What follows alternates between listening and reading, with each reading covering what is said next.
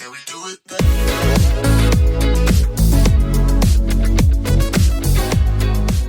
Hello everyone, welcome back to Jaden's Voice. It's Jaden here, and today we're diving into something that's really close to my heart, which is discovering your God-given gifts. You know, each of us have been uniquely created with abilities, passions, talents that God has placed inside us, not just for your own benefit, but so we can impact the world and serve others. But here's the question: how do we figure out what those gifts are? Today, we're going to explore practical ways to identify your gifts, biblical examples, and how actually to use them to glorify God.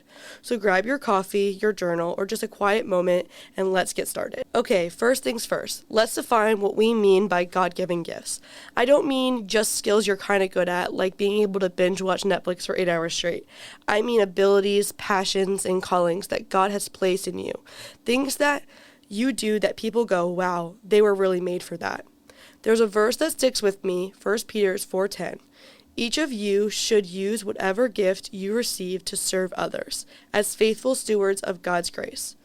So notice gifts aren't just for us. They're like love letters from God, saying, here, use this to bless others. And honestly, sometimes we miss that because we're too focused on whether we're doing it perfectly or maybe even looking at it to see if it's Instagram worthy. But spoiler alert, it doesn't have to be that.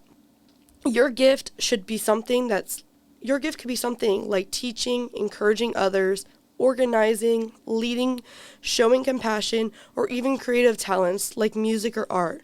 The key is to figure out what your gift is that God uniquely placed on you. Now here's the fun part, discovering your gifts. I like to think it's like detective work, except the detective is wearing PJs and drinking coffee. Step 1, pay attention to your passion. What makes you lose track of time? For me, I realized I light up when I'm helping someone figure out a problem or encouraging a friend. That was the clue for me that was one of my gifts. Step 2, ask people around you. This is harder than it sounds because let's be honest, no one wants to sound like a total brag. But asking, hey, what do you think I'm really good at can really give you a surprising insight.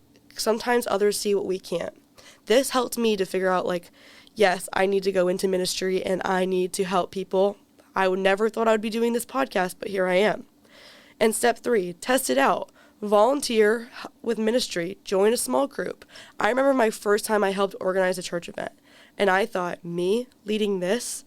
But God just showed up through me, and that's often how gifts reveal themselves in action.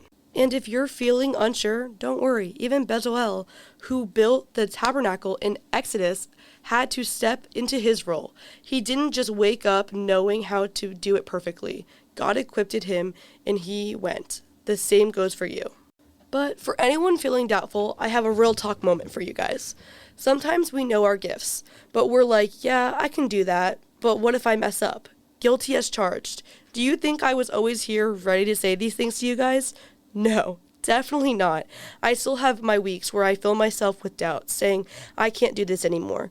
But when that happens, God puts someone in my life who asks me about my podcast, and it shows me that people do listen to it and they do need what I'm saying to them. With that, 2 Timothy 1:7 is a good verse for this. It says, for God gave me a spirit not of fear, but of power, love, and self-control. Your gift is not a lottery ticket. You're meant to use it. Even if your gift feels small or silly, it matters. A kind word, listening to a friend, helping someone move furniture, these are gifts too. Use them, step into them, and trust that God will guide the rest. I have a fun story for you guys. So one of my first attempts at leading a small Bible lesson at a church I used to work for, let's just say I thought I was going to fail miserably and not be able to teach these first and second graders about Jesus.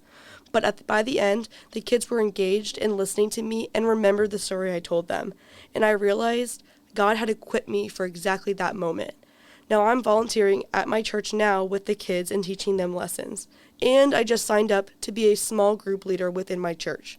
Which, speaking of that, if anyone who is in college who is listening to this and wants to join a small group, go to Access Online and sign up for it. We'll be meeting on Sunday afternoons. Well, now that you know or you're thinking about what your gifts are, what's next?